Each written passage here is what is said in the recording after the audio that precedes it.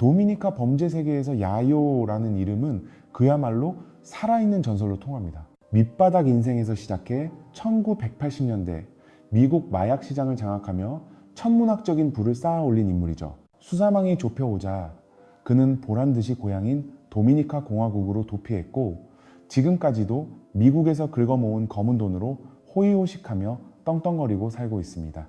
보통 비극으로 끝나는 범죄자들의 말로와는 전혀 다른 이 기막힌 성공 스토리가 궁금하다면 채널 고정해주세요. 영상 보시다가 영화 제목 물어보시는 분들이 꽤 많은데 유튜브 심의에 걸리는 수위 높은 장면이나 미공개 정보는 전부 저희 텔레그램 채널에 올려두고 있습니다. 링크는 영상 설명란에 있으니 참고하시고요. 텔레그램 귀찮으신 분들은 댓글로 물어보시면 답글 달아드리겠습니다. 본명 산티아고 루이스 폴랑코 로드리게스. 그는 1961년 6월 16일 도미니카 공화국의 산티아고에서 태어났습니다.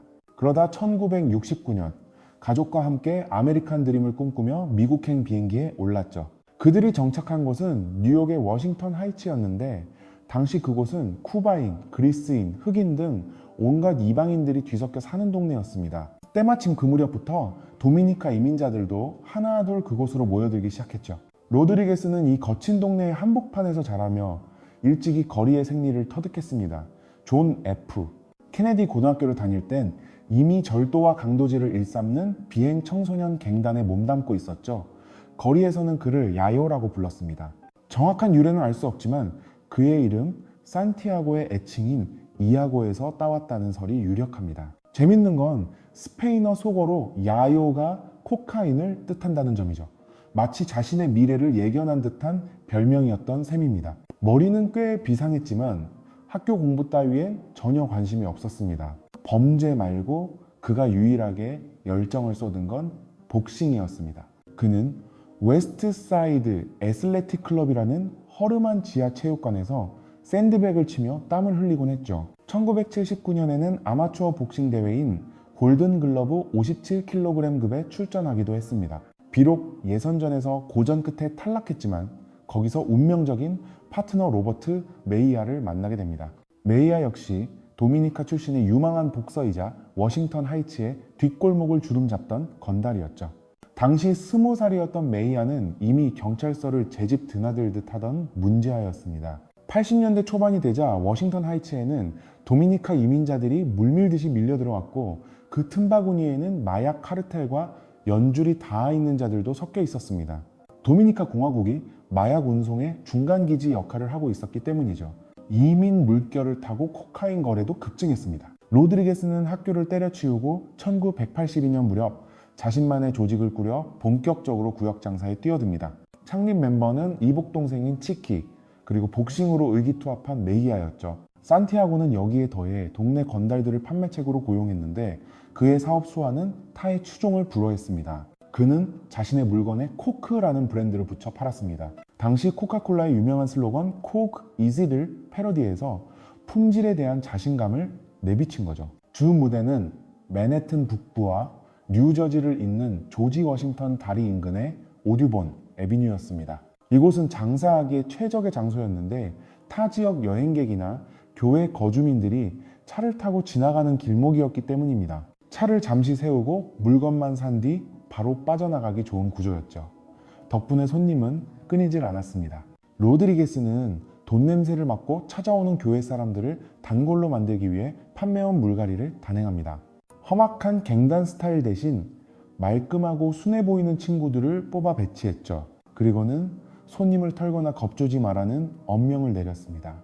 이런 전략 덕분에 사업은 날로 번창했습니다. 하지만 꼬리가 길면 잡히는 법, 같은 해인 82년 경찰 단속에 걸려 불법 무기와 절도 장비 소지 혐의로 체포되고 맙니다. 라이커스 교도소에서 9개월을 썩는 동안 사업은 메이아가 도맡아 관리했죠. 출소 후 복귀한 로드리게스는 더욱 공격적인 마케팅으로 승부수를 띄웁니다. 브랜드 인지도가 올라가며 수익은 폭발했고 1984년에는 성공의 상징이라 할 수 있는 43,000달러짜리 신형 벤츠를 뽑기에 이릅니다.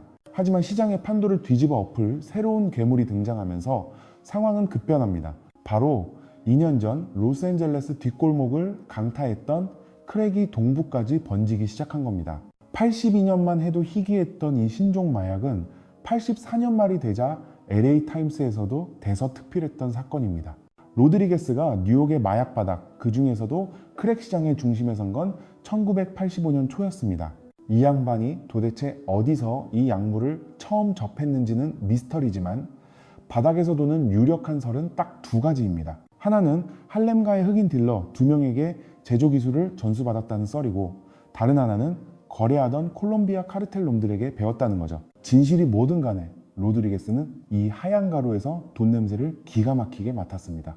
그래서 바로 워싱턴 하이츠에 아지트를 트고 작업을 시작했죠. 아파트 3채를 구해서 아주 조직적으로 움직였습니다. 한 채는 공장으로, 나머지 2채는 창고랑 판매소로 썼으니까요. 공장에서는 약을 제조하고 빨간 뚜껑이 달린 유리병에 담아 포장하는 작업이 쉴 새 없이 돌아갔습니다. 로드리게스파가 밀던 브랜드 이름이 재밌는데 바로 베이스볼이었습니다. 당시 꽤 유명했던 은어죠. 약 덩어리가 야구공처럼 둥글고 하얗다고 해서 붙은 이름, 이라나 뭐라나. 작은 병은 5에서 10달러, 큰 건 20달러에 팔아치웠습니다. 이 친구, 장사 수완이 보통이 아니었습니다. 마약 파는데 마케팅 기법을 아주 제대로 도입했거든요. 명함을 뿌리는 건 기본이고 주말 할인 행사에 2+1 같은 이벤트까지 벌였습니다. 무슨 마트 전단지 돌리듯이 말이죠. 약효도 죽여주는데 사장이 장사까지 잘하니 대박이 날 수밖에요. 돈이 굴러 들어오니 직원을 늘리고 지점을 계속 확장했습니다. 로드리게스는 콜롬비아 카르텔의 운영 방식을 그대로 벤치마킹했습니다. 아주 탄탄한 피라미드 구조를 세운 거죠. 꼭대기에 오너가 있고 그 밑에 중간 관리자, 그 아래 행동대장, 그리고 바닥에서 뛰는 판매체까지 계급을 철저히 나눴습니다. 보안도 살벌했습니다. 조직원들은 딱 자기 바로 위 상선 얼굴밖에 몰라요. 그 윗선은 누가 있는지 알 필요도 없었죠. 꼬리 자르기 딱 좋은 구조라 밑바닥 애들이 잡혀도 몸통까지 수사가 들어오기 힘든 시스템이었습니다. 업무 분업화도 완벽했습니다. 제조랑 포장만 전문으로 하는 팀이 따로 있고 배달팀 따로, 판매팀 따로 기계처럼 돌아갔죠. 얼마 안 가서 베이스볼은 이 바닥에서 제일 잘 나가는 브랜드가 됐습니다. 일주일에 수십만 달러를 현찰로 쓸어 담았으니까요. 뉴욕에서 크랙을 이 정도 규모로 기업화해서 성공시킨 건 얘네가 처음이었습니다. 사업이 얼마나 잘 나갔으면 이미 1985년도에 언론이 냄새를 맡을 정도였죠. 뉴욕 타임스가 기사를 냈습니다. 정체불명의 새로운 마약이 뉴욕 거리를 집어삼키고 있다고 경고를 날린 겁니다. 그 사이 로드리게스는 몸집 불리기에 들어갑니다. 일단 물량 확보를 위해 콜롬비아 카르텔이랑 끈끈한 파트너십을 맺었어요. 원료가 끊기면 장사 망하니까요. 그 다음은 구역 정리였습니다. 경쟁자들을 하나씩 밟고 올라가기 시작한 거죠. 말이 통하는 놈들은 돈으로 구워 삶았습니다. 구역을 사들이거나 라마 형제 같은 거물급이랑은 동업 계약을 맺었죠. 반대로 말 안 듣는 놈들은요, 가차 없었습니다. 그냥 쓸어버렸어요. 피도 눈물도 없는 숙청이었죠. 그렇게 1986년 봄이 되자 워싱턴 하이츠의 마약 상권은 완전히 로드리게스 손바닥 안에 들어왔습니다. 거기서 멈추지 않고 브롱크스랑 할렘까지 손을 뻗어요. 다른 조직들이랑 손잡고 판매망을 뉴욕 전역으로 깐 겁니다. 이때 주급이 얼마였는지 아십니까? 소매 수익만 44만 달러였습니다. 지금 돈 가치로 따지면 어마어마한 액수죠. 그것도 도매로 넘기는 파트너들, 수익은 뺀 순수 소매 매출만 그 정도였다는 겁니다. 검은 돈이 감당 안 될 정도로 쏟아져 들어오니 이제는 이 현찰 덩어리를 처리하는 게 골치였습니다. 그래서 머리를 씁니다. 일단 전문 회계사들을 고용해서 돈 세탁을 맡기고 유령 회사를 차려서 매주 수십만 달러씩 도미니카 공화국에 있는 자기 금융회사로 송금했습니다. 그걸로도 부족해서 기상천외한 방법을 씁니다. 의심 안 받을 만한 할머니들을 고용하는 거예요. 이 할머니들이 현찰 뭉치를 들고 도미니카로 날아갑니다. 돌아올 땐 가끔 코카인을 숨겨서 오기도 하고요. 로드리게스 패밀리는 야금야금 뉴욕 전역을 먹어 들어갔고 바야흐로 전성시대가 열렸습니다. 하지만 왕좌가 높아지면 적도 많아지는 법이죠. 그 자리를 뺏겠다고 덤비는 놈들 때문에 거리엔 피바람이 불기 시작합니다. 로드리게스는 킬러들을 풀어서 경쟁자는 물론이고 룰을 어긴 부하 직원들까지 잔인하게 처단했습니다. 워싱턴 하이츠는 무법 천지가 됐습니다. 범죄율은 치솟고 중독자들은 넘쳐나고 도시가 병들어갔죠. 결국 뉴욕 경찰이 칼을 뽑았습니다. 이름하여 클린 하이츠 작전. 나중엔 마약 단속국까지 합세했죠. 도시를 아주 대청소하겠다고 나선 겁니다. 전략은 단순했습니다. 약 사러 오는 놈들부터 조지는 거였죠. 체포는 기본이고 타고 온 차까지 싹 압수해버렸습니다. 동시에 마약 소구를 급습해서 물건을 쓸어 담는 강공책을 펼쳤죠. 사실 그 시기에 이런 크랙 제왕들이 전국적으로 우후죽순 생겨나고 있었거든요. 도시마다 구역을 꽉 잡고 왕처럼 군림하면서 범죄율을 미친 듯이 끌어올리고 있었죠. 상황이 이 지경이 되니까 급기야 레이건 대통령까지 나서서 판을 뒤집으려고 했습니다. 당시 미국 대통령은 마약과의 전면전을 선포하며 관련 부서에 천문학적인 예산을 쏟아붓는 행정명령에 서명했습니다. 특히 크랙 거래에 대한 처벌 수위를 대폭 강화했는데 이른바 100대1 법칙이라 불리는 악명 높은 법안이었죠. 이게 얼마나 가혹했냐면 크랙을 소지하거나 거래하다 걸리면 일반 코카인보다 100배나 적은 양이라도 똑같은 최고 형량을 때렸습니다. 즉 크랙 50g을 들고 있다 잡힌 사람이 코카인 5kg을 밀매하다 걸린 거물과 동일한 처벌을 받게 된 겁니다. 이 법안에는 단순히 처벌만 있는 게 아니라 각종 사회 프로그램을 통해 마약의 위험성을 알리는 예방책도 포함되어 있었습니다. 마약은 안 돼 같은 캠페인 광고가 대표적이었죠.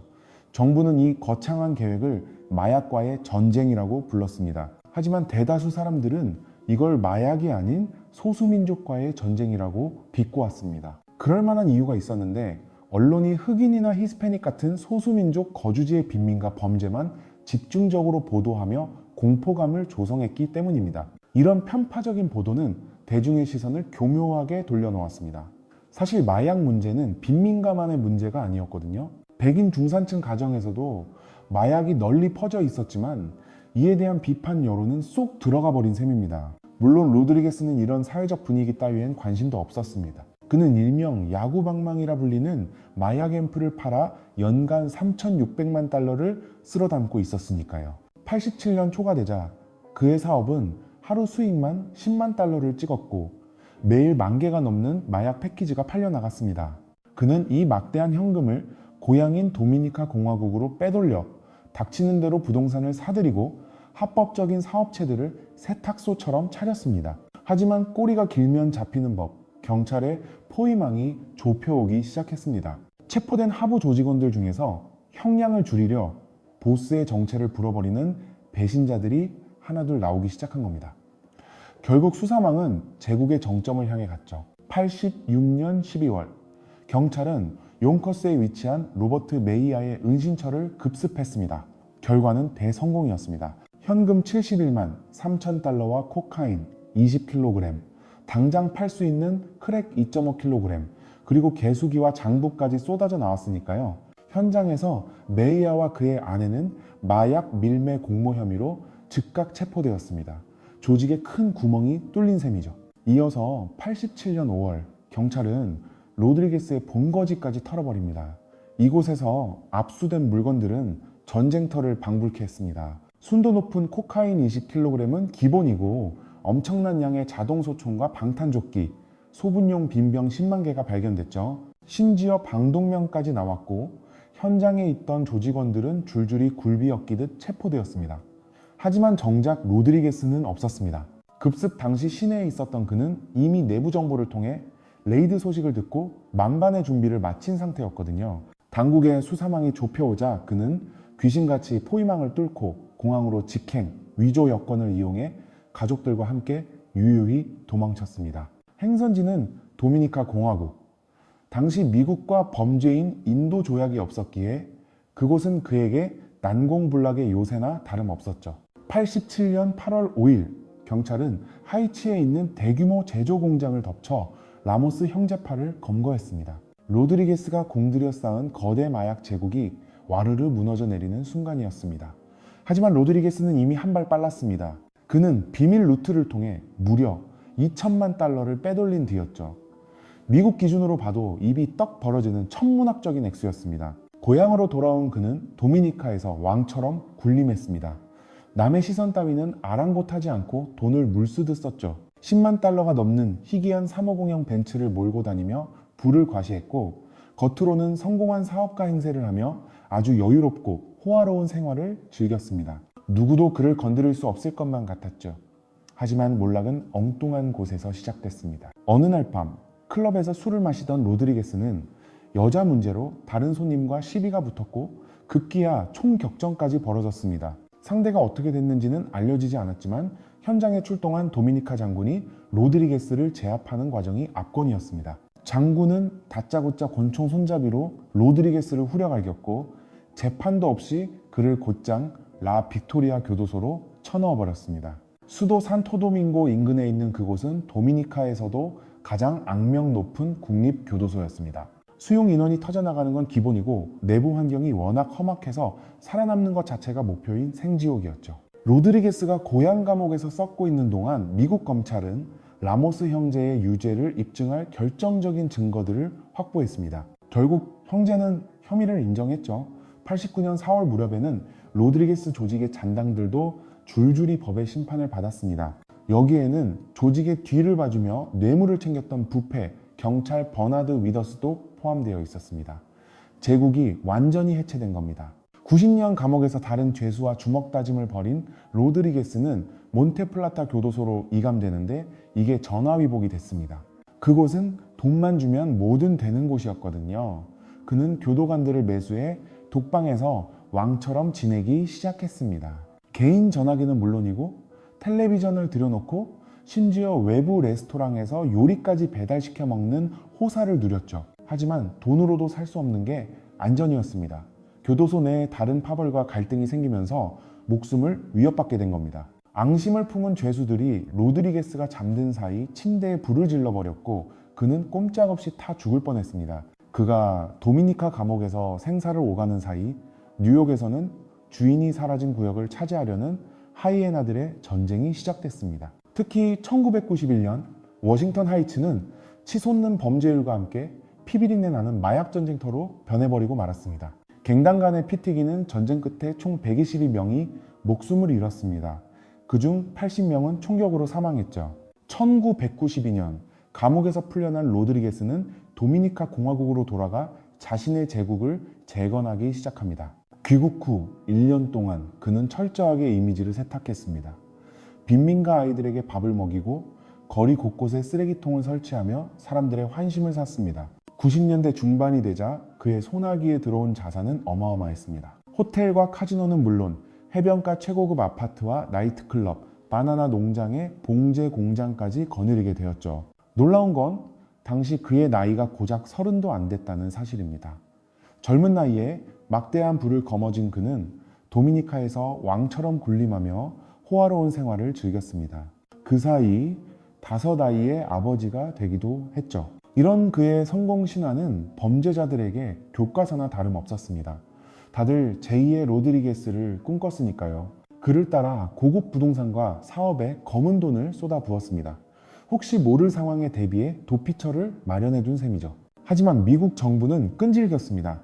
1996년 뉴욕 경찰국장 하워드 사피어가 도미니카 대통령인 리오넬 페르난데스를 직접 만나러 갔습니다. 산토도밍고에서 열린 회담에서 사피어 국장은 미국에서 기소된 범죄자들을 법의 심판대에 세울 수 있게 해달라며 범죄인 인도 조약 개정을 강력히 촉구했습니다. 하지만 대통령은 말도 안 되는 요구를 하며 단칼에 거절해버렸죠. 같은 해 로드리게스는 도미니카까지 날아온 뉴욕타임스 기자와 인터뷰를 가졌습니다. 아주 당당한 태도였죠. 그는 기자에게 난 손 씻었다. 미국이나 도미니카 정부나 내가 죄를 짓고 있다는 증거는 없지 않느냐며 오리발을 내밀었습니다. 오히려 억울해했습니다. 조국을 위해 돈을 그렇게 많이 썼는데 정부도 국민도 알아주지 않는다며 불평을 늘어놓았죠. 인터뷰 도중 그는 자신의 별명인 야요를 입에 올리지 말라고 경고했습니다. 무슨 괴물 이름 같다면서 질색을 했죠. 또한 자신은 술, 담배도 안 하는 건실한 사람이라며 선을 그었습니다. 아이들에게 선과 악의 차이를 가르치고 싶은 평범한 가장일 뿐이라고 강조했죠. 물론 자신이 성인군자는 아니었다고 인정하며 눈물까지 흘리는 쇼맨십을 보여주기도 했습니다. 황당한 건 오토바이 사고 후유증으로 뇌진탕이 와서 과거의 범죄 행각은 기억조차 나지 않는다는 뻔뻔한 변명이었습니다. 그러면서도 뉴욕을 사랑한다며 전 재산을 바쳐서라도 자식들을 하버드 대학에 보내고 싶다는 욕망을 드러냈습니다. 그 후로도 로드리게스는 착실한 가장이자 정직한 사업가 코스프레를 계속했습니다. 거액의 기부금을 쾌척하고 예전처럼 운동도 열심히 하며 건재함을 과시했죠. 2015년 마침내 도미니카 공화국 대통령이 미국과의 범죄인 인도 조약에 서명했습니다. 하지만 로드리게스는 끄떡없었습니다. 이미 현지에 깊게 뿌리내린 그 막강한 영향력 덕분에 아무도 그를 건드리지 못했죠. 미국으로 송환될 가능성은 거의 없어 보입니다. 산티아고 루이스 폴랑코 로드리게스는 여전히 살아서 떵떵거리고 있으니까요. 자신이 쌓아올린 마약 제국의 검은 돈으로 호의호식하면서 말입니다. M.